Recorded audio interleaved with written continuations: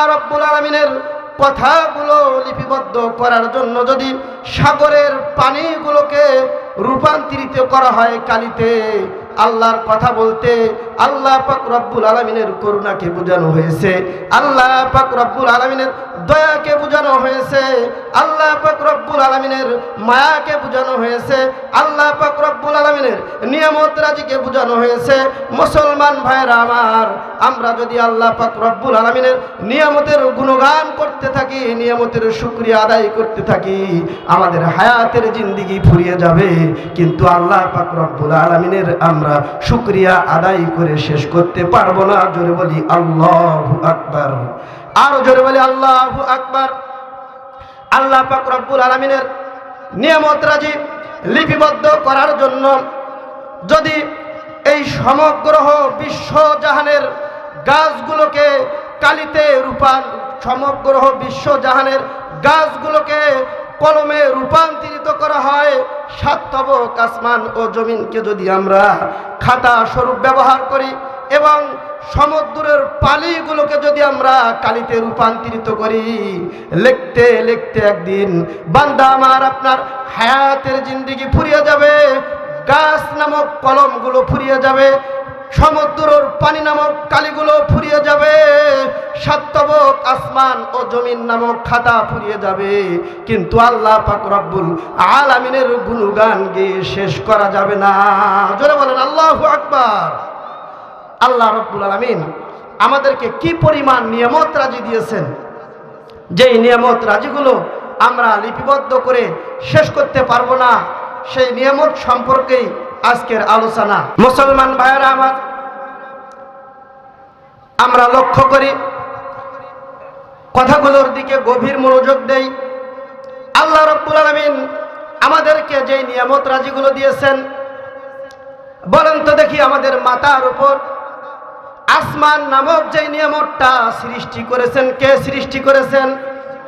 আল্লাহ রাব্বুল আলামিন আমাদের জন্য আসমান নামক নিয়ামতটা সৃষ্টি করে দিয়েছেন। আমাদের পায়ের নিচে জমিন নামক যে নিয়ামতটা আল্লাহ পাক রব্বুল আলামিন দিয়েছেন, বলেন তো কাদের জন্য দিয়েছেন? আমাদের জন্য দিয়েছেন। মুসলমান ভাইরা, ওই আসমানে সূর্য নামক যে নিয়ামতটা দেওয়া হয়েছে, আল্লাহ পাক রব্বুল আলামিন আমাদের আলোর জন্য ব্যবস্থাপনা করে দিয়েছেন নিয়ামত স্বরূপ।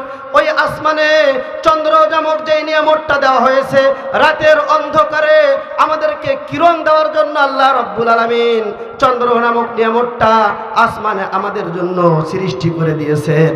আল্লাহ পাক রব্বুল আলামিন আরো অসংখ্য নিয়ামত রাজি আমাদের মাঝে দিয়েছেন।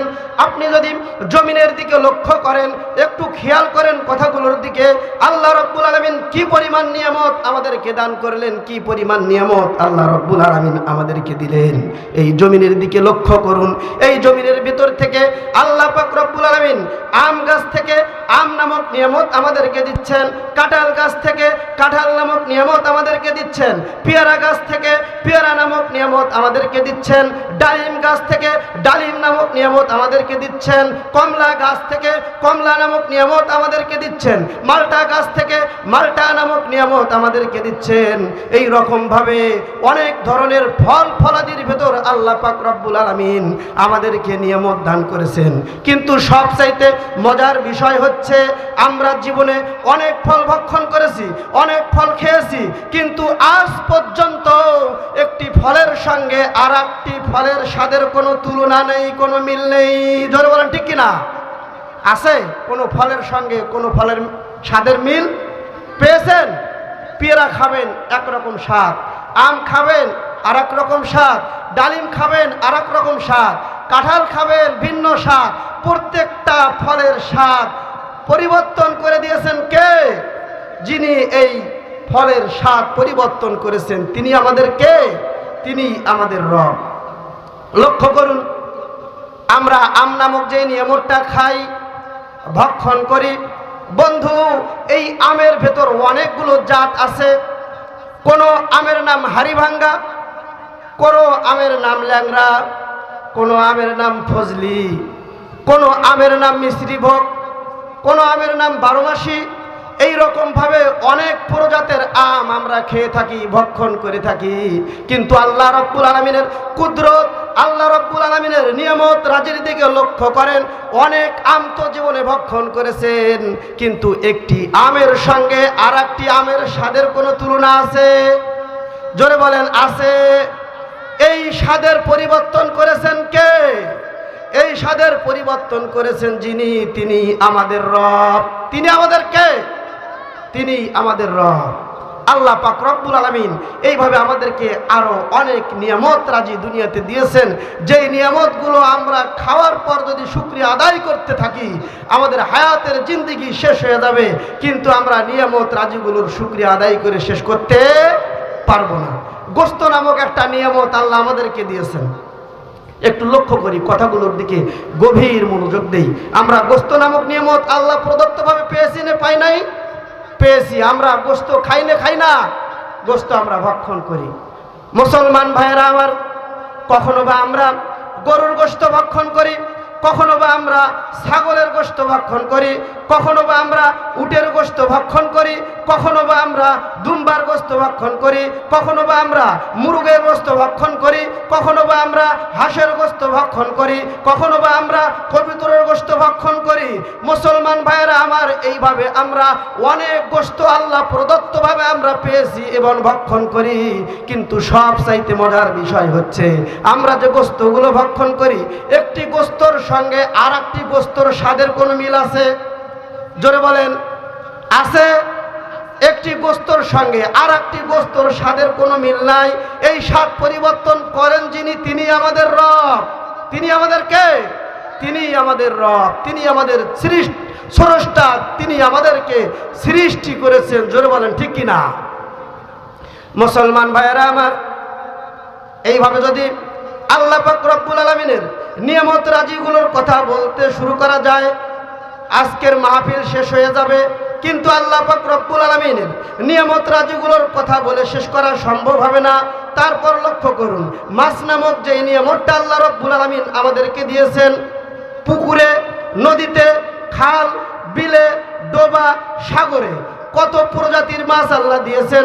কোন মাছের নাম ইলিশ, কোন মাছের নাম বোয়াল, কোন মাছের নাম শৌল, কোন মাছের নাম পদ্মা, কোন মাছের নাম মাগুর, কোন মাছের নাম শিং, কোন মাছের নাম ট্যাংরা।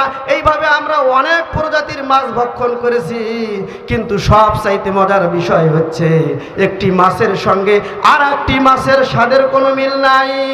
এই মিলটা পরিবর্তন করেছেন কে? এই মিলটা পরিবর্তন করেছেন আমাদের রব। আমাদের রবকে, আমাদের সৃষ্টিকর্তা যিনি, আমাদের বিধানদাতা যিনি, তিনি আমাদের রব। আমার সঙ্গে তার শানে একটা গজল কি গাওয়া যাবে? যাবে? আমার সঙ্গে একটু গাইবেন। আল্লাহ আমার রব, ওই রবই আমার সব। আল্লাহ আমার রব, ওই রবই আমার সব। দমে দমে তনু মনে তারি অনুভব, দমে দমে তনু মনে তারি অনুভব। আল্লাহ আমার রব, ওই রবই আমার সব। আল কোরআনের পথ, ওই পথই আসল পথ।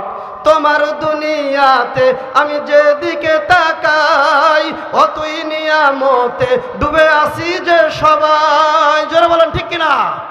তোমার দুনিয়াতে আমি যেদিকে তাকাই, অতই নিয়ামতে ডুবে আসি যে সবাই।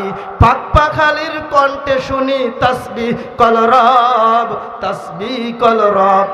আল্লাহ আমার রব, ওই রবই আমার সব। আল্লাহ আমার রব, ওই রবই আমার সব। আল কোরআনের পথ, ওই পথই আসল পথ। তোমার মদদ পেলে আমি আর না কিছু চাই, তোমার প্রেমের অনল বলো কি দিয়ে নিভাই। তোমার মদদ পেলে আমি আর না কিছু চাই, তোমার প্রেমের অনল বলো কি দিয়ে নিভাই। যার হয়েছো তুমি তার নেই কো পরাভব, যার হয়েছো তুমি তার নেই কো পরাভব। আল্লাহ আমার রব, ওই রবই আমার সব। আল্লাহ আমার রব, ওই রবই আমার সব। দমে দমে তনু মনে তারি অনুভব, দমে দমে তনু মনে তারি অনুভব। আল্লাহ আমার রব, ওই রবই আমার সব। আল্লাহ আমাদেরকে, আল্লাহ আমাদের রব, ওই রবই আমাদের সব। আমাদেরকে যে নিয়ামত রাজিগুলো দিয়েছেন, কে দিয়েছেন ভাই? আমাদের জীবনটা দিয়েছেন কে? আমাদের হায়াত দিয়েছেন কে? আমাদের রিজিক দেন কে? সেই আল্লাহ প্রদত্ত রিজিক পাওয়ার পর, আল্লাহর দেওয়া জীবন পাওয়ার পর, ওই আল্লাহ পাক রব্বুল আলামিনের গুণগান বাদ দিয়ে পৃথিবীর কোন নেতাদের গুণগান করা কি আমাদের জন্য চলবে না? চলবে না, কথা বলেন। কোন নেতার গোলামি করা যাবে? কোন নেতার গোলামি করার সুযোগ মুসলমানদের সামনে নাই। আজ আমি গণেশপুরের মুসলমানদেরকে জানিয়ে দিয়ে যাচ্ছি, পরিষ্কার ভাষা আপনাদেরকে বলছি, যে আল্লাহ আমাদের জন্য আসমান সৃষ্টি করেছেন, যে আল্লাহ আমাদের জন্য জমিন সৃষ্টি করেছেন, যে আল্লাহ আমাদের জন্য চন্দ্র সূর্য সৃষ্টি করেছেন, যে আল্লাহ আমাদের জীবন দিয়েছেন, যে আল্লাহ আমাদের রিজিকের ব্যবস্থাপনা করেছেন, যে আল্লাহ আমাদের মউত দিবেন, যে আল্লাহ মৃত্যুর পর আমাদের জন্য জান্নাতের ব্যবস্থাপনা করে রেখেছেন, ওই আল্লাহর গোলামি বাদ দিয়ে পৃথিবীর কোন নেতার গোলামি করার সময় মুসলমানদের সামনে নাই। কথা বলেন ঠিক কিনা?